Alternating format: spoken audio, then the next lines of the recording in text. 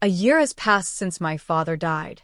After his passing, my mother was deeply sad, but recently she has started smiling again, and her energy is coming back.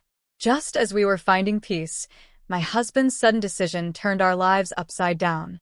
He said, "My mother agreed, so it should be fine." But I argued, "How can you think this is okay? This is our home. Why disrupt our family for yours?" Without telling me, my husband had invited his parents, who had been living with his brother and his brother's wife, to move into our home. On top of that, he cleaned out my father's untouched room without asking me. With my husband saying whatever he wanted and his parents being thoughtless, our home no longer felt like a peaceful place. My mother, feeling uncomfortable, started going out more often. I can't accept this situation. I need to find a way to get my in-laws out of our home.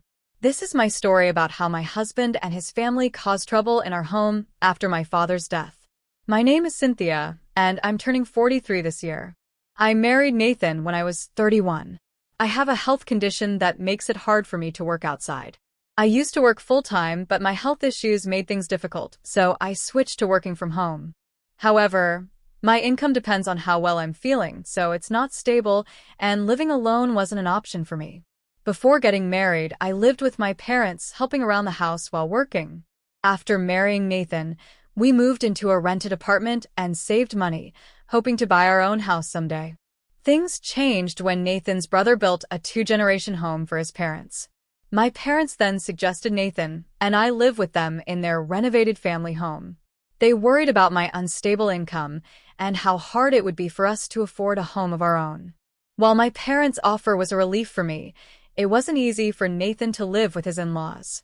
This is where our challenges began. I wanted to respect Nathan's wishes, and he seemed happy with the idea of my parents covering all the costs. He quickly agreed to the plan, and for about 12 years, the four of us lived together peacefully. Even though my father was strict, Nathan's cheerful and respectful attitude kept things harmonious. My parents also gave Nathan his space, allowing him to feel relaxed when he wasn't with the family. Despite my unstable income and the fact that I couldn't have children, Nathan and I lived without major issues, supporting each other with the help of my parents. I was determined to repay their kindness, so I worked hard to earn a qualification to help support us in the future. But before I could use it, my father suddenly passed away from a heart attack. My mother was devastated by his death. She stopped eating well and was emotionally unstable for a while. During that time, I focused on supporting her. But as we adjusted to this loss, Nathan's behavior began to change. 12 years ago, when my family's home was renovated, it was expanded from 2 stories to 3. The first floor was designed for my parents, with a bedroom, a private bathroom, and a spare room that became my father's office. The second floor was shared by everyone and had the kitchen, laundry, bathroom, and a living space that my parents mainly used. The third floor was for Nathan and me, with 3 rooms, a bedroom and a living area, as well as our own toilet. We usually stayed on the 3rd floor, living our own lives there. However, after my father passed away, Nathan started spending more time on the 2nd floor. I'd ask him, "Why are you watching TV here? This is my mom's space." But he would reply, "If your mom comes, I'll move. She's not here now, so it's fine." He began relaxing in the 2nd floor living room every day, sometimes drinking and even falling asleep there. Even though he said he would leave if my mother asked, she avoided the 2nd floor when she knew Nathan was there. She became quieter and stopped using that space entirely. I tried to talk to Nathan about it, but he wouldn't listen. After my father's death, Nathan started acting more selfishly, which led to more arguments between us.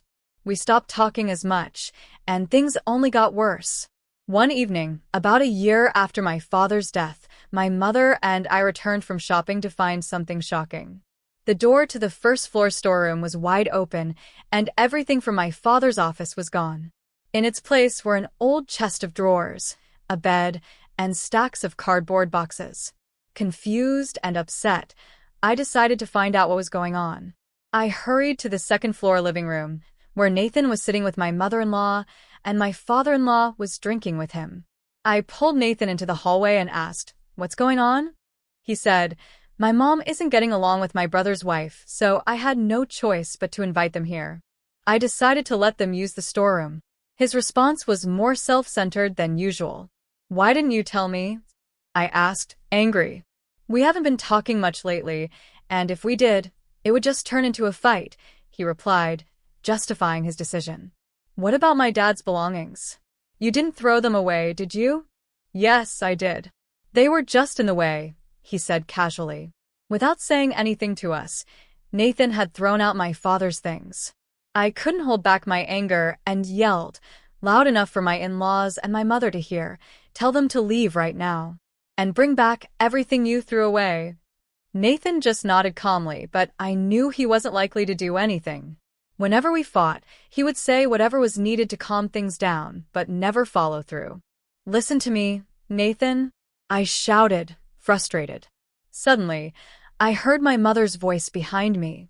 She had quietly come up the stairs and was signaling me to be quiet by placing her finger on her lips. Shaking her head, she said softly, "It's late. Let them stay tonight." My mother was trying to be considerate, even toward my in-laws. Later, when I tried to talk to Nathan again, he avoided the conversation, using his parents as an excuse. The next morning, while I was thinking about my father, I found Nathan passed out drunk in the living room. The table was covered in dirty dishes, adding to my frustration. I decided to start doing the laundry to avoid cleaning up the mess, but my mother-in-law threw her own laundry at me and said, "Cynthia, can you take care of this too? You're wonderful. Not only do you wash for your family, but you also do your parents' laundry." Kathleen only takes care of her own family, she added, complaining about Nathan's brother's wife. I was stunned. Did she really plan to stay here? This is the house my parents built, not hers. After she left the room, I tried to wake Nathan, but he was too groggy and wouldn't get up. Frustrated, I went back to the third-floor bedroom and called Nathan's brother. "Yeah, Nathan told me about this," he said. "He told you?" "I had no idea," I replied angrily. "This is the Owen family house. It's not right for your family to move in here. Please come and take them back." As I hung up the phone, I felt a growing sense of urgency to get my home back under control. If I didn't act quickly, Nathan's parents would end up staying longer. I asked Nathan's brother to pick them up, but he replied, "I've talked to Nathan, but the situation between Kathleen and our mother is beyond fixing. It seems Mom doesn't want to live here either. I'm sorry, but you'll have to manage." "Wait a minute," I said, trying to stop him, but he ignored me and cut off the conversation, leaving the responsibility entirely on me. It was clear neither Nathan nor his brother cared about my concerns. Feeling helpless, I went back to the second floor. My mother was in the living room, cleaning up the mess, even though she had just woken up. "Mom, please let me handle this." "Go wash your face," I said. I should have left it for Nathan to deal with, but I ended up cleaning it myself. While my mother was in the bathroom, I started doing the dishes. Nathan woke up and was rummaging through the refrigerator behind me. I stopped washing and turned to him. "Did you really throw away Dad's belongings?" I asked. "How many times do I have to say it?" "Yes, I threw them away," he replied, irritated. "How could you do that without asking us, the family?" I protested. "They were just in the way," he said casually. I couldn't tell if this was just his way of thinking or if it was influenced by his relationship with my father. My mother and I had wanted to keep my dad's things a bit longer, but Nathan easily decided to throw them out. No matter how much I explained, it felt like he didn't understand, or didn't want to. I was close to giving up on Nathan, but the thought of my mother being upset again troubled me deeply. "I've told you not to throw away other people's things without asking," I said. But Nathan just ignored me. "I called your brother," I added. Nathan turned around, surprised. "Why?" "I asked him to pick your parents up. This is our family's home. It's not possible for all of us to live together." Hearing this, Nathan's expression darkened, and he raised his voice. "Are you bullying my parents?" he demanded angrily. "I made it clear to your brother that this isn't their home," I said firmly. But Nathan shouted, "There's nowhere else for them to go." His angry words overwhelmed me, leaving me feeling defeated and cornered. I quickly replied, "You say there's nowhere else for them to go, But isn't your brother's house an option? Why not suggest that? Nathan, in a cold but firm tone, said, they can't go back there. Then they need to find another place, I countered. This house was built by my parents. But Nathan didn't want to continue the conversation. As he left the room, he muttered, you always say it's your parents' house, but don't forget, it's my home too. I couldn't deny what he said. This house was also Nathan's home now. If I kept insisting it was only my parents' house, it could make him feel unwelcome. Still, my parents had never accepted rent from us, even when I brought it up before. They always said, you'll need to maintain this house yourself one day. Save your money instead. Remembering this, I knew I needed to prioritize my mother's feelings. My main concern was how to communicate this to Nathan in a way that wouldn't disrupt the peace in our family. How could I make him understand our position? While I was deep in thought, my mother came into the living room upstairs. She must have overheard our argument. Calmly, she shared her opinion. If they have nowhere else to go, they can stay here until they find a place. Nathan's parents are also part of your family. Nathan jumped in, saying smugly, see? Even your mother agrees. His attitude annoyed me, but I decided to follow my mother's suggestion. Fine, I said. But they need to look for a new place to live. Okay, Nathan replied vaguely. I wasn't sure if they would really start looking, but I was determined to hold them to that promise. 4 days later, I got an unexpected phone call. The voice on the other end said something that filled me with excitement. Is that really true? I asked, surprised. I had contacted a junk removal service to see if they still had my father's discarded belongings, and they confirmed they were safely stored. Without hesitation, I called a storage company I had researched earlier and arranged to have my father's things moved there. While Nathan's parents were still staying at our house, I planned to retrieve the items and store them safely. Before leaving to pick them up, I went to my mother's bedroom on the first floor to share the good news. But she wasn't there. I searched the entire house, checking every corner, but I couldn't find her anywhere. I went to the second floor living room. When I entered, my mother-in-law noticed me and smiled, her face red from drinking even though it was still daylight. Oh, Cynthia, what's up? She said, clearly intoxicated. Nathan had come home from work and was sitting in the living room, still in his work clothes, enjoying a drink. The normally tidy second-floor living room had become a mess over the past few days. The table was covered with empty cans and dirty dishes. Even though I had asked my in-laws to stay on the third floor, they had spent the day on the second floor again. It was becoming clear that their promise to find a place to live was just empty words. They hadn't even tried. I walked over to Nathan, who was relaxing on the couch, and asked him to talk in the hallway. Why don't your parents use the third floor? I asked. He replied, because their legs hurt. But the second floor is my family's living space, and my mom needs it too, I said. You want people with sore legs to climb the stairs? Maybe your mom should move upstairs instead, Nathan retorted. Arguing with Nathan was exhausting, so I shifted the topic. Do you know where my mom is? I asked. She went to a net cafe, Nathan replied casually. I was surprised. What? Yeah, she said she's going out with friends. Your mom is pretty modern and youthful, isn't she? She's good with computers too. She'll probably be back tonight, he said, as if it were no big deal. While Nathan praised my mother's tech skills, I couldn't imagine her going to a net cafe. My mother used a computer regularly, but it was a desktop located on the second floor. Since it wasn't a laptop, she couldn't take it with her.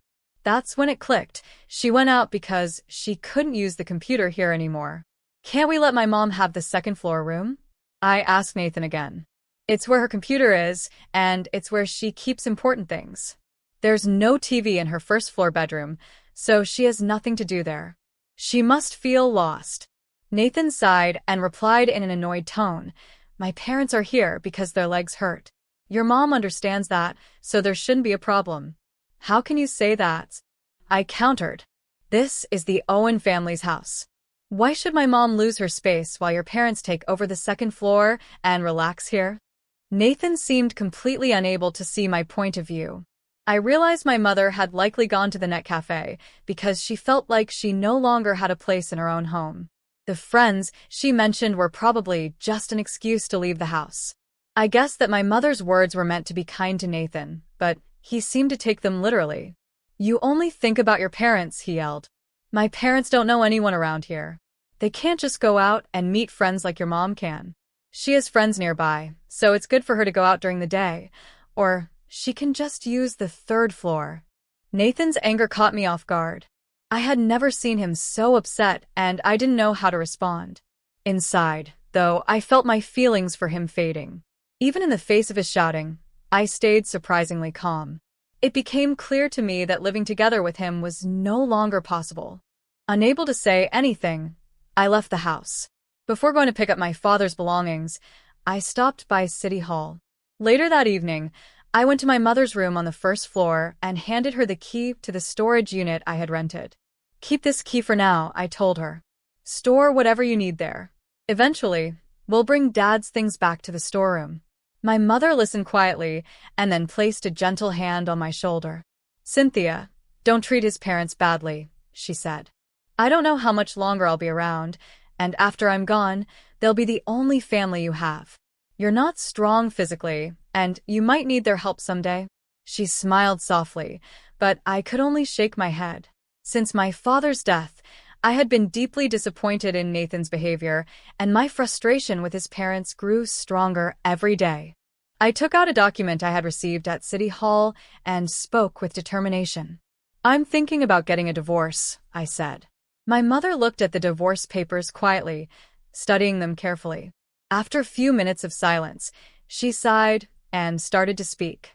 "Your father never took a single penny from you," she said. "He wanted you to save for your future. But that wasn't the only reason." This was the first time I had heard such a thing. She leaned closer and spoke in a soft voice, careful not to be overheard. "After we're gone, we wanted you, with your health challenges, to be able to stand up to Nathan on equal footing. It's best if you two can get along, but life is unpredictable. Even if you divorce, we made sure this house would be yours. Having your own home means you'll be okay. You can manage with government support and your own income." She gave me a warm smile, but her face grew serious. "So, divorce, huh?" she said thoughtfully. Suddenly, her phone vibrated on the table, interrupting the moment. The faint sound grew louder as she picked it up, tilting her head at the screen. She noticed a stream of notifications from the same social media app and looked puzzled. I tried to process everything happening. My mother, looking satisfied, said, "We've become a topic of conversation." A few days later, in the morning, I handed the divorce papers to Nathan. He looked at them and sneered. "So, if things don't go your way, you want a divorce? Fine, let's do it. But I'll sell this house," he declared, snatching the papers from my hand. What Nathan didn't realize was that selling the house wasn't an option. It was impossible. The house, originally in my mother's name, had already been transferred to me to secure my future. "If I hadn't married you, I could have had kids," he insulted me, but his words no longer hurt. I knew the situation he would soon face. "Don't regret this," I said calmly, watching him sulk as he clumsily handled his things. At that moment, the intercom buzzed. I knew my mother was at the door, so I ignored it and went to do the laundry. "Please, come this way," I heard my mother's cheerful voice as footsteps from several movers echoed through the house. Nathan must have gone downstairs to see what was happening because moments later, I heard his panicked voice and my in-laws shouting. It turned out that my mother had arranged for movers to take my in-laws' belongings back to Nathan's brother's house. "What are you doing? Why are you doing this without asking?" Nathan yelled. But my mother, calm and prepared for this moment, cut him off firmly. "You did what you wanted, didn't you?" she said. When Nathan threw away my father's belongings, my mother had kept quiet, thinking about my future after she was gone. But now, with a divorce on the table, she decided there was no reason to tolerate the situation any longer. She swiftly evicted my in-laws from the house.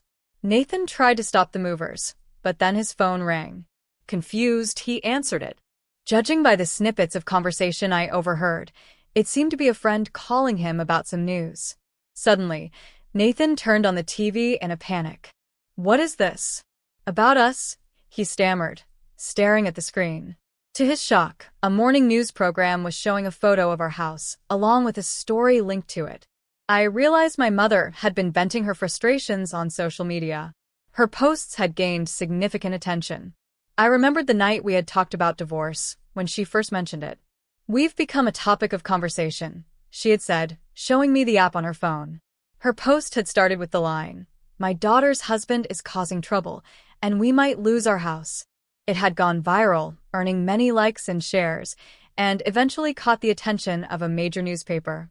Although my mother had no plans to give an interview, she cooperated with the reporters when she learned I had decided to divorce. She wanted the story to help me as I moved forward. I watched our house appear on TV. Beside me, my mother whispered, "Now Nathan won't be able to stay here anymore." Her face looked lively and full of determination. I glanced at Nathan, who was panicking about the news reaching his workplace, and felt nothing but cold detachment. The media has incredible power, spreading information faster than anyone expects.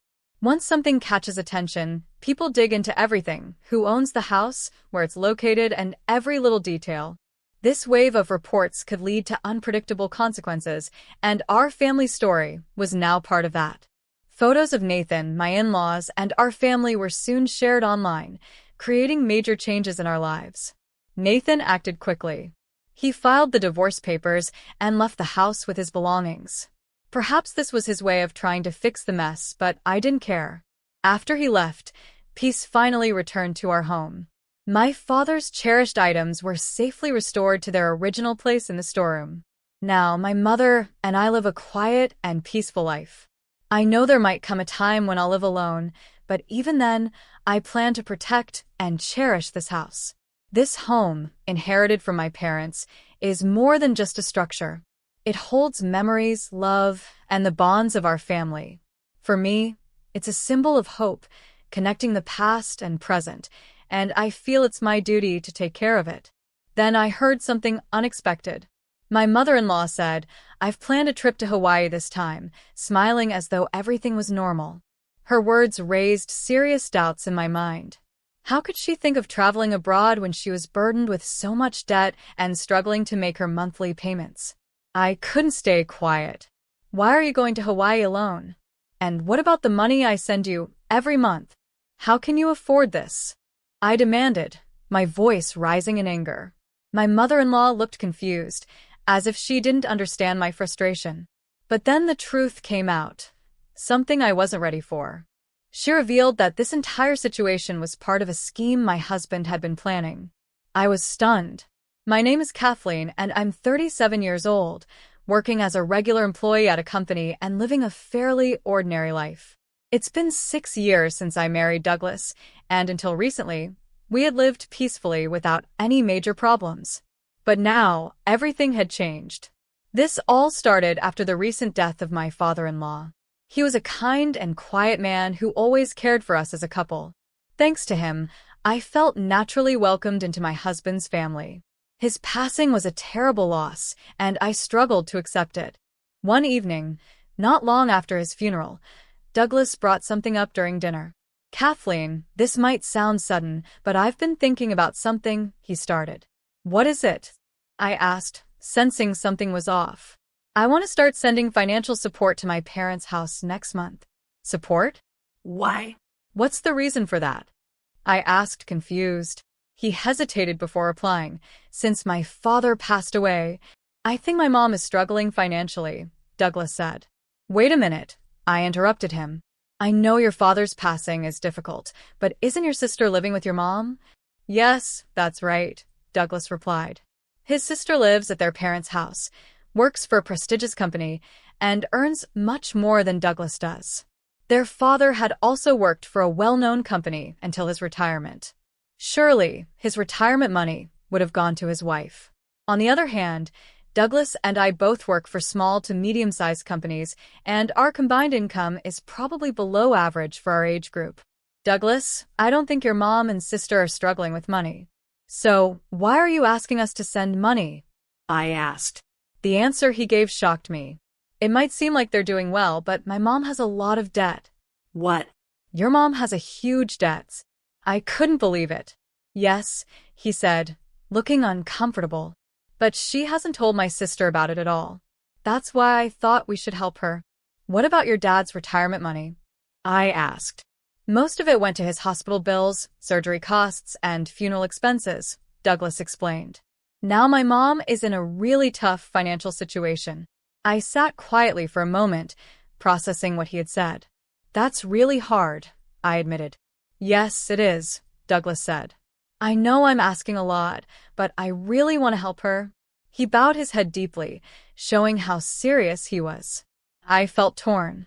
My mother-in-law had helped us as a couple many times before. When I was looking for my current job, she took over all the household chores and often came over to cook dinner. When Douglas changed jobs and we were struggling with living expenses, she secretly gave him money to help us. I had always been grateful for her kindness, and every time I thanked her, she responded with such polite gratitude. Thanks to her support, we had managed to get through many tough times. Now that she was in trouble, I couldn't just ignore her situation. Thinking about everything she had done for us, I strongly felt the need to help her. After some hesitation, I finally agreed to Douglas's proposal. From that day, we started supporting my mother-in-law financially. To make it work, we became stricter about saving. We weren't living extravagantly before, but we cut back even more, simplifying our meals and switching to cheaper products for daily necessities. Douglas started working late every day, coming home much later at night. But then something happened. Perhaps because of the stress and fatigue from our new routine, I developed a fever and fell ill. When I was getting ready to go to the hospital, having called in sick to work, my husband stopped me. Wait a minute. Are you really going to the hospital? He asked. Yes, I am, I replied. It's just a fever, isn't it? There's no need to go to the hospital for a mild fever, especially when we're trying to save money, he said. I was shocked. But what if it's a viral fever like the flu? We have fever reducers at home, he said firmly. Just take those and rest. You'll get better. Going to the hospital is a waste of money. That's not true, I protested. Listen to me, he said. No matter what, don't go to the hospital. Remember, we're saving money. Left with no choice, I stayed home. I ended up bedridden for 4 days, feeling worse about my husband's attitude than about the fever. From that moment, my frustration with him began to grow. Months later, we visited my in-laws' house to check on my mother-in-law. When I stepped into the living room, I noticed clothes and travel bags scattered everywhere. Are you sorting things out? I asked. My mother-in-law replied with a big smile. Oh, actually, I'm going to Hawaii this time. A trip to Hawaii? I repeated, confused. Yes, that's right. Christine said she'd come with me. Kathleen, would you like to join us? She asked cheerfully. I was stunned. Before I could respond, my sister-in-law Christine clapped her hands in excitement. That's a great idea, she said. Wait, what is this? I thought. We've been sending them money, and now they're happily planning an international trip? This can't be real. Oblivious to my silence, my mother-in-law and Christine kept chatting excitedly. I'm so thrilled. It's my first time going to Hawaii, my mother-in-law said. Me too, Christine added. And it's surprisingly affordable this time of year. Exactly. Kathleen, don't worry about anything. If you come with us, we'll cover your travel expenses, my mother-in-law said, smiling. Really? Christine chimed in. We've been so grateful to you since Ethan got married. I stood there speechless as they continued talking. Finally, I couldn't take it anymore and interrupted their cheerful conversation. Stop joking. A trip abroad? What are you even thinking? I said, raising my voice. Startled, they froze with their mouths open. Kathleen, what's wrong? My mother-in-law asked. Did we say something odd? Maybe you don't like traveling? Did we push you too much? It's not about that, I shouted. How can you even think of inviting me on a trip? Do you understand our situation? Kathleen calmed down. Why are you so angry? Christine asked nervously. If you have the money for a trip, shouldn't you be paying off your debts first? I said, my frustration spilling out. Debts? My mother-in-law asked, confused. I let out everything I'd been holding in. We're working hard, cutting back on everything, barely managing to save any money, and yet you're planning a luxury trip abroad? When I'm sick, we can't afford a hospital visit, but we prioritize sending you money, I said through tears. And yet, how can you calmly plan a trip abroad? Please, think about our situation for once. As I poured out my emotions, I felt tears streaming down my face. I wasn't sure if it was from anger, sadness, or both. What I did know was how painful our frugal lifestyle had been. Crying, I collapsed to the floor. Douglas rushed over, shocked. Hey, what are you saying to my mom? Stop this. But I tried to explain. That's enough. We're going home, Douglas said, pulling me up forcefully. At that moment, my mother-in-law spoke quietly. Wait a minute. What debts are you talking about? What? But don't you have a huge debt? I asked, confused. Her expression changed, and she said, No, there's no such thing. We still have my husband's pension and inheritance. And I wouldn't be planning an overseas trip if I had debts. What?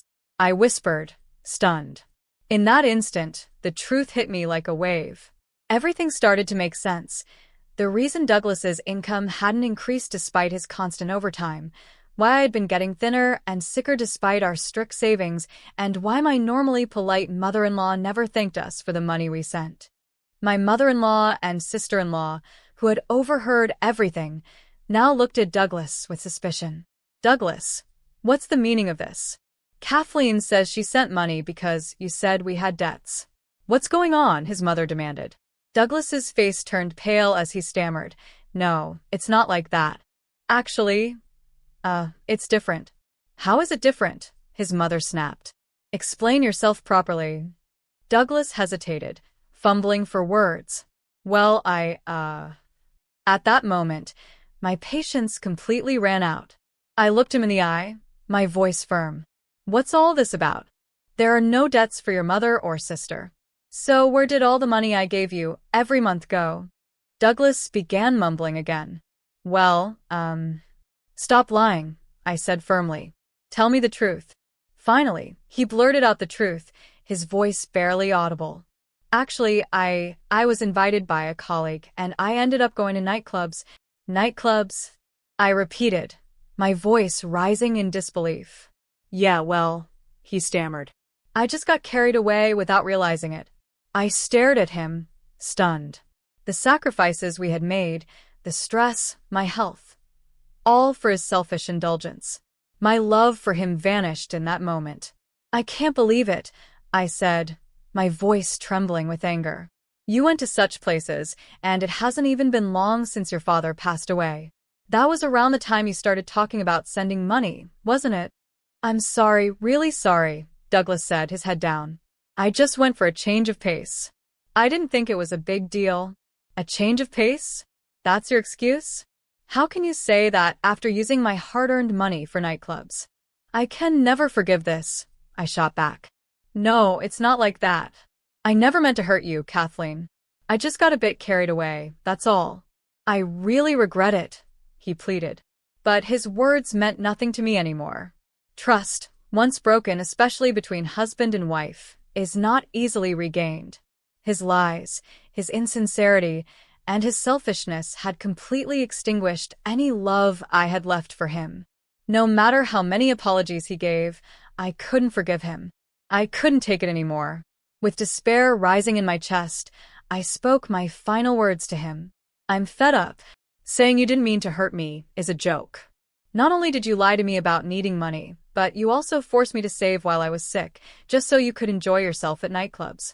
It's disgusting. Christine, my sister-in-law, gasped in the background as I continued. I've been sacrificing everything for your mother, saving on food, daily necessities, clothing. I've endured it all. Do you even understand what that effort cost me? I can't see you as family anymore. Someone like you doesn't deserve that title. Douglas tried to defend himself, stammering, I only went to nightclubs, that's all. Oh, and the drinks you enjoyed with the money I worked so hard to save while I was sick must have tasted great, didn't they? I said sarcastically. No, it wasn't like that. It was for work. He blurted. I don't want to hear another word. I shouted. I'm done. I'm leaving. Wait, Kathleen, please. I need you. Douglas begged. What now? Go have as much fun as you want at the nightclubs and see how it feels when I'm gone, I said coldly. By the way, I want every penny of the money I gave you back. Pay it all back.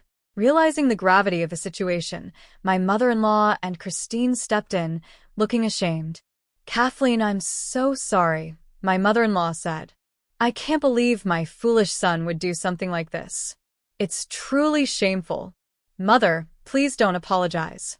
It's not your fault, Christine said, looking equally distressed. But we have a responsibility too. We'll do whatever we can to make this right. Kathleen, I'm so sorry as well, Christine said softly. My brother has caused so much trouble. Don't worry about it, I said. But I've made up my mind. I'm divorcing him. I'm truly thankful to both of you, but it's time for me to say goodbye, I said. Both my mother-in-law and Christine nodded, tears streaming down their faces. Mother, Christine, thank you for everything you've done for me up until now, I said with sincerity. At that moment, Douglas called out to me, his voice filled with pain. He knelt on the floor, pleading. Kathleen, please forgive me. I really regret everything I've done. Before I could respond, Christine stepped forward and slapped him across the face. Douglas stood there in shock, his cheek red and swollen. Christine glared at him and said, I can't believe you've done something so horrible. How much more did you need to hurt Kathleen? Lying to her to take money meant for family support, refusing to let her go to the hospital, and then spending that money at nightclubs? How could you be so heartless? I'm ashamed to call you my brother. Wait, just listen to me. Douglas pleaded. What's the point now? Christine snapped. You forced Kathleen to save and suffer for months. That's the truth, isn't it? Mom, and I will never forgive you. Never come near us again, do you understand? Don't ever show your face to us. With tears in her eyes, Christine grabbed Douglas, dragged him outside, and slammed the door. She locked it, ignoring his desperate pleas from the other side. No matter how much he begged, the door stayed shut. Kathleen, I'm so sorry, Christine said, turning to me. There's not much I can say to make this better, but please forget about him and find happiness. She hugged me tightly, and I could feel her sincerity. After thanking her and my mother-in-law one last time, I left their house. I soon moved out of the home I had shared with Douglas and found a new place near my workplace. Since I already had a stable job, I didn't face much difficulty living on my own after the divorce. I contacted a lawyer I knew to handle the legal process, and it was clear that Douglas was at fault. The divorce was finalized quickly. I also claimed the money Douglas had fraudulently taken from me, along with compensation. I ensured that he paid the full amount. He was forced to pay in a lump sum, leaving him in a far worse financial position than before. I heard that his life now revolves around endless overtime and sleepless nights working to make ends meet. Naturally, he no longer has time or money to visit the nightclubs he once enjoyed. As for me, I've moved on, finding peace and stability after the divorce. Douglas is now just someone from my past, a man consumed by his own mistakes. I received several messages from my ex-husband. I was wrong. Please forgive me. I'm not going to nightclubs anymore. I don't want us to get back together. I'm just really in trouble. Can you lend me some money? You're the only one I can rely on. It was all about money again. I felt nothing but pity for him. Now that he's finished making all the payments he owed me, I'm considering blocking his contact completely. On the other hand, I still keep in touch with my mother-in-law and sister-in-law. They worry about me and check in with me regularly, even after the divorce. Just the other day, when they saw how much better I was doing, my mother-in-law was moved to tears. Kathleen, I'm so happy to see you doing well, she said. Mother, don't worry about me. I can live on my own, I assured her. I always believed you would be okay, Kathleen. But remember, if you ever need anything, you can rely on me and Christine, she said warmly. Thank you so much, I replied. Then Christine added with a smile, let's go to Hawaii together next time. Just the three of us. Of course. I'm looking forward to it, I said. Without the support of my mother-in-law and sister-in-law, I don't think I could have gotten through the challenges of my divorce. They genuinely wish for my happiness, and because of their encouragement, I've vowed to live my life with all my strength.